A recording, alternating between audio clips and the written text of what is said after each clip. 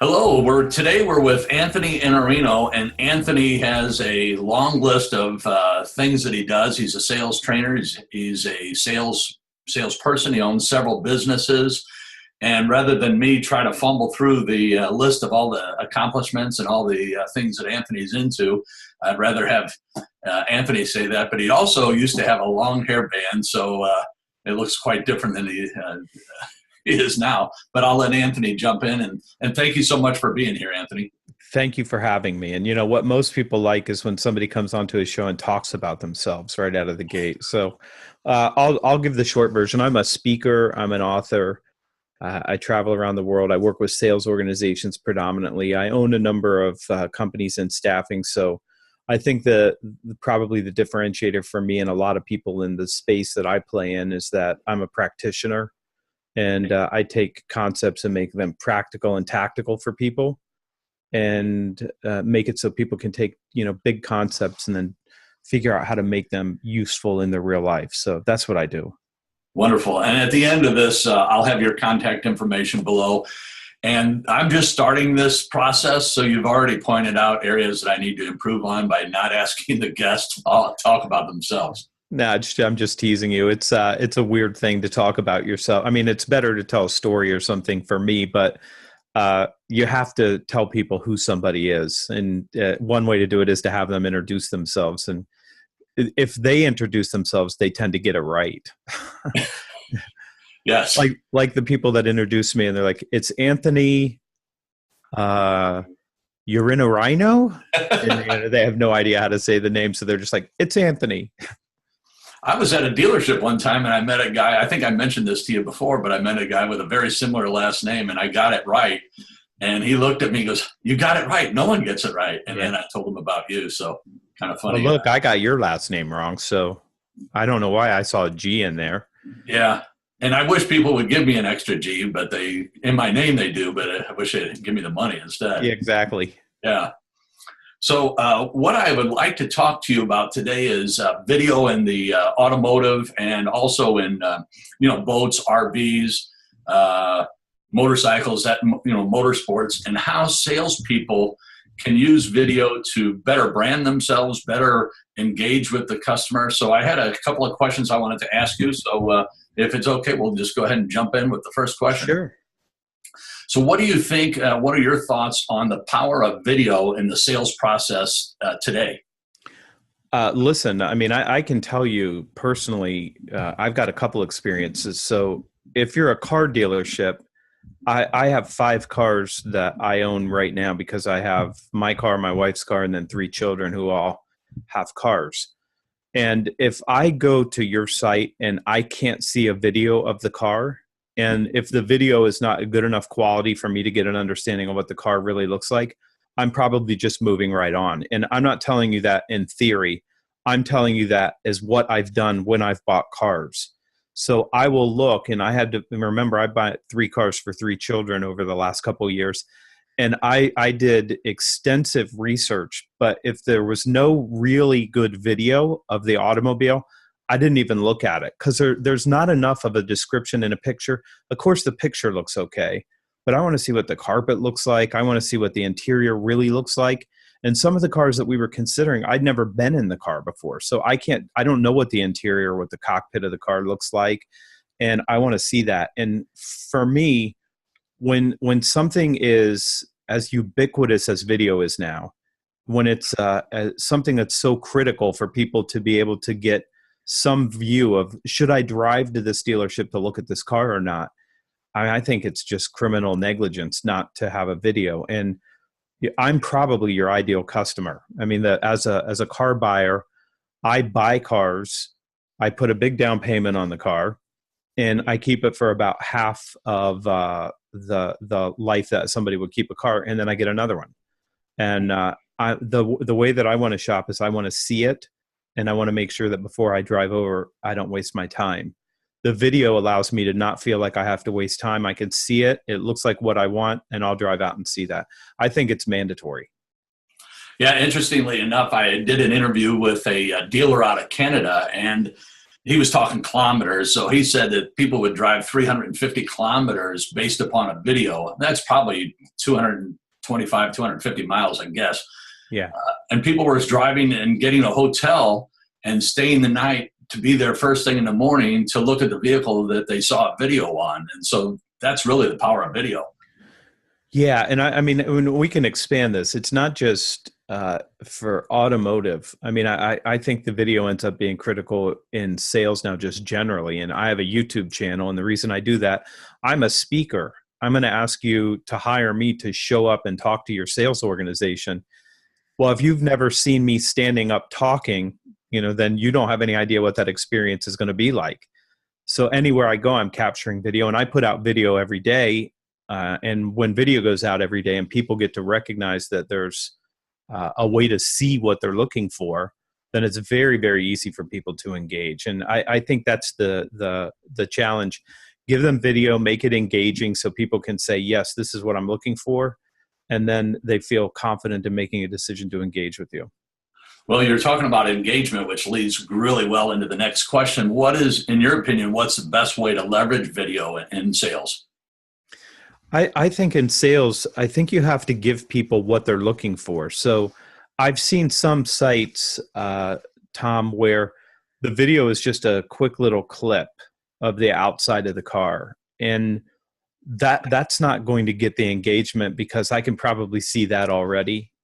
I need to see more details. So I think that the more you can show the interior of the vehicle, the more you can show what the experience or what it feels like to be in that vehicle, the better it's going to be. And honestly, for a lot of people, like I want to see every part of the car. I want to see the wheels. I want to see the cockpit. I mean, I want to see everything so I know what that looks like before I make a decision to drive. So I think the engagement's going to be give them the experience of what the whole thing feels like and not just a surface view. Yeah, it's interesting. Quite often I'll have dealers ask, how long should my videos be? And, the rule of thumb that we say is 1.5 minutes, 2 minutes. But once you get the customer interested in a particular vehicle, the sky's the limit, because when a person starts to narrow their focus on what vehicle they're looking for or which vehicle they're looking at, then they start deciding which dealer to shop in. And the more you give them, the more detailed information you give them, the deeper they're going to go. That's right. They're looking for information, and then they're looking for what's the experience going to be like to work with you. Yes. Yeah. What advice do you have for a salesperson that doesn't like the way they look on video or doesn't like the way they sound on video? I mean, that's a tough question for people. It's a really, really interesting thing. You don't sound on audio to other people the way that you sound to yourself because you're used to hearing your voice in your own head. But that is actually what you sound like. And so far, no one that you've known throughout your whole life has found your voice to be offensive. You're the only one that feels that way about your voice. And the other thing about video is you look like what you look like. I mean, that's what you look like. And you walk around comfortable looking like you look all the time. I mean, and you have to just find a way to get over that. And I think the more you do video, honestly, the only way I know is just get in and start making more video, and then you'll be more comfortable. But I mean, I'm a professional speaker. I stand up in front of thousands of people. I do it 50 plus times a year. And when I watch myself on video, I cringe every time. I'm like, oh, I could have been better. I should have done that different. No one likes it, but once you start doing it, it just gets easier and more comfortable for you. And then your confidence goes up and you don't worry about it so much. But that's just part of us.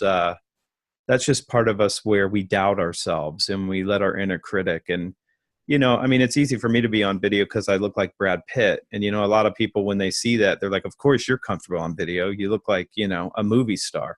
Yeah. Well, I think it's the long wavy hair that really gets them. It is that. That's what it is. Yeah.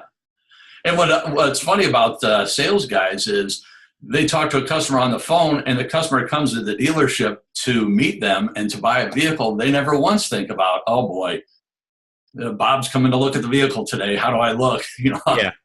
Did I comb my hair? They don't care. They're not trying to get a date with you, Bob. Yeah. They're just trying to buy a car. Yeah, exactly. So my next question is, as far as getting out ahead of the competition and using video as a tool, what advice do you have for someone that's thinking about getting, ready to stick their toe in, or they've already stuck their toe in, but they're just unsure of themselves maybe? This is an interesting question because there are some industries where content creation is really difficult. And there are other industries where content creation is almost, it's almost so easy to use that it's a shame that more people don't understand it and use it. And I'll give you a couple examples. If you're in pharmaceutical sales and you want to make a video and say, this drug will help you control diabetes and this drug will do this, the marketing people are going to say, you can't say any of that. And if let's say you're in insurance or you're in financial services and you make some sort of a claim on a video, there's no way it's getting out of legal. It just isn't.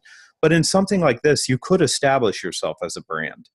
And you could have a conversation to just say, I'm showing you this brand new Camaro, and I'll tell you why I like this car. And if you put any personality into that and to just say, let me tell you what the experience is. I test drove this. Here's what I liked about it. If you had a 30-second clip talking about what you liked about the car and how different it was from a different car, and you would start giving people some connection with you as a human being, which is why I do the YouTube videos. I'm getting ready to take my son right now to a record show. And I think I'm going to take the camera and just talk through some of the records that had the greatest influence on me. And it just lets people get to know me and get personal. But if you talk about why you like the Camaro, then other people are looking at it going, that's interesting. That's interesting. Now he's interesting and I could engage with him. I think it's a mistake if you're in an industry where you can use content. And I don't think content solves anybody's problems 100% when it comes to lead generation. But it's one tool that you can use above the funnel to try to help create a preference where people say, I'd like to talk to that guy about that Camaro. Yeah, that's a great point. I had a guest on that was talking about attorneys, and he was saying, take a look at what attorneys are doing. And when I was a kid, attorneys never advertised. Yeah. And it was kind of taboo. You just didn't do it. And now it wasn't taboo. It was, there were laws and ethical rules. You had a tough time doing it because you could violate ethical rules and be disbarred. Then there's that. Yeah. Yeah. Yeah. Well, which would have been good for many people to be disbarred anyway, I think. But yeah. But they're advertising now and they want you to know who they are. Yeah. Yeah. Well, this leads into the next question, which is about branding. What advice do you have for a salesperson that's wanting to brand themselves? And you already touched upon some of that, but maybe you can expand a little more on it.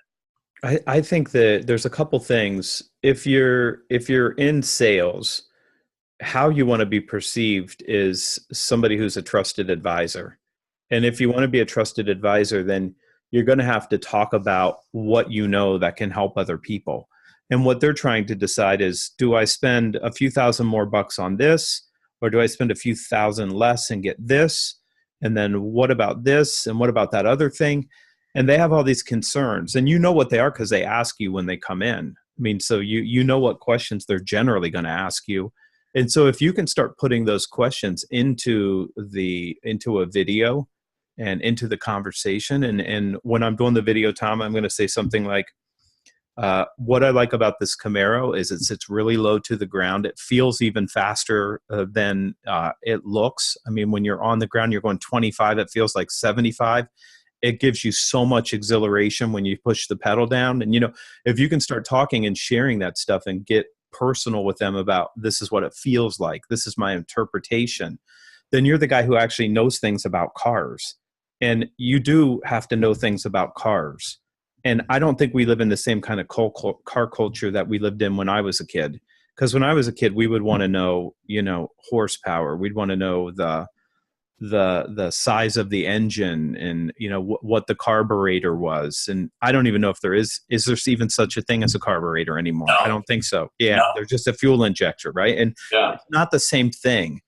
And I think we've lost some of that, but I do think that there are things that people still want to know that you could talk about that would be interesting to people about the car. And listen, if you think it's interesting enough to talk about, then other people are going to go, that's interesting, and you're the one that's supposed to know things. So I would try to inject my own personality and my own feelings about cars. And there's I mean, I could tell you in every car, I don't even care what the car is.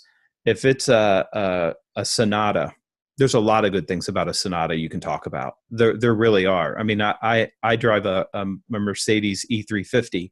There's a lot of good things about the E350, but I could find as many good things to say about a Sonata as I could a 350. I was watching a video the other day at Jay Leno, and he was talking about, people used to work on their cars, adjust the carburetor, and they had a love affair with their vehicle. Yeah. And that's kind of drifted away. But it's interesting that you say that, because younger people are into the techie features. How can I sync my phone with my car? And just doing a video on how to sync your phone, or how to home link, set your home link up. I've got a Nissan truck that I owned probably 2 years, and my neighbor said, "How come you don't use HomeLink?" And you said, "What's that?" Yeah, he's this button right here. He set it up so I can open my garage door. It shows how smart I am. I would probably, if this is my problem, what I'm probably going to do is get in all of the cars that have HomeLink one at a time, and I'm going to play AC/DC for those about to rock, right at the part where it kicks in, where it gets really heavy. And I'm going to do it in every car. And then I'm going to stitch together like an 18-second intro of me getting out of each and every car with that playing. So you can see the HomeLink connect, and then the music's playing, because then people would, whatever the song is, pick Justin Bieber if that's your thing. That's not your thing. You're not going to use Bieber. You got to use something better than that. But whatever it is, it gives it some personality, and it gives it a little bit of life. And then people are like, okay, I get it. But you can be playful with that. If you're trying to brand, I mean, be a person. Yes. Be somebody that they recognize, this is who you are.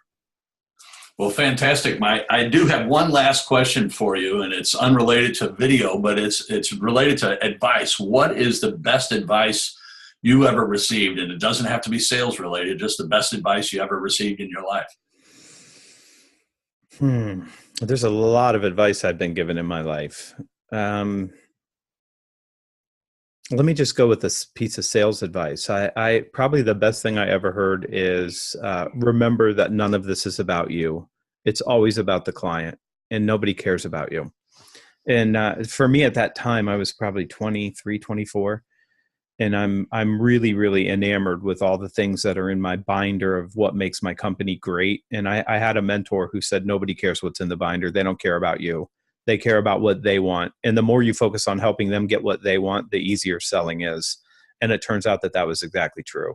Yeah, it's funny. I know you're a history buff, and just the movie Glory, I remember when they were going into battle and they were going through these guys' backpacks and throwing all this stuff out. You don't need this, you don't need this, you don't need this. And we go into battle, into sales, thinking we need all this stuff. I'm worried about what I look like today, and I can't shoot a video. I didn't wear my favorite shirt, or I didn't comb my hair. None of that means anything. The customer is interested in themselves and the vehicle. Yeah. They're not like, wow, I wish you had a better shirt on. You wore that. No, it never happens. Yeah, that never happens. Yeah. It is always about them. And they're looking at it to try to find the information that they want to make a good decision. Although it wouldn't hurt you to have some personality, on video, because that part of it allows people to say that's a human being. And no matter what happens, I think we still want to work with human beings. And this is still, probably the second largest purchase most people make. And because it's important, and they want somebody they trust who can advise them and that they feel like they know. So that's where I'd go with that. Yeah, wonderful. So I just want to do a shameless plug for a couple of books. This is your first book that you came out with, and I read it. Fantastic book. Yeah, there you go. And this is the one that you came out with most recently, and another fantastic book. And the wonderful thing, I hate to make this plug, I tell people reluctantly that you have a mastermind on Facebook, that if someone buys your book and takes a screenshot of the receipt and sends it to you, you'll invite them into a Facebook mastermind, which is, we cover a chapter a week, and it's just fantastic. But please don't show up, because then it will get crowded and I won't get a chance to ask my question. It's all about me. And then you have a new book coming out as well, don't you? Yeah, October 16, 2018, Eat Their Lunch. It's a book about how you competitively displace people. Oh, yeah, I'm looking forward to that book very much. And I'll have your contact information below, but you have a YouTube channel that you post videos relentlessly. And then you have a Sunday newsletter, and then a Monday follow-up that I'm subscribed to.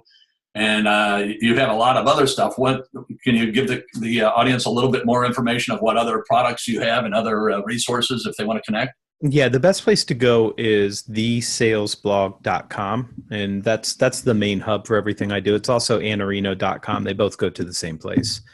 And then there will be a learning management system that will be out April. And to find out about that, you can go to salesaccelerator.training, and that'll get you there. And then you also have coming up this year, Outbound in Atlanta. Oh, yeah. Outbound is about prospecting, and it's about picking up the telephone and scheduling appointments. And it's me and Jeb Blunt and Mark Hunter and Mike Weinberg. And we've got a full day and day of training the following day, April 11th and 12th. And that's outboundconference.com. And I didn't pre-qualify this question, so I may catch you off guard, but you have a very successful, I guess, couple businesses, but you also give back. I mean, you do your mastermind, you write these books. It seems like you have a passion for teaching. Can you talk about that for just a moment? Yeah, it's not what I do. It's just who I am. And, I'm a practitioner, and I am a teacher. That's part of what I do. Is I do try to help people take concepts and things that are difficult and find ways to produce results through them. That's the part of me that makes me a teacher. I'm not a theory guy. I taught at Capital University for, 7 or 8 years. And I would walk into class and there'd be a room of students, either MBA students or undergrads, and they would just be sitting there waiting for me to put a PowerPoint deck up on the screen. And I never had a PowerPoint deck. I mean, I showed up with no PowerPoint deck. I'm actually trying to help people think better, find new choices, do something different, learn something they didn't know.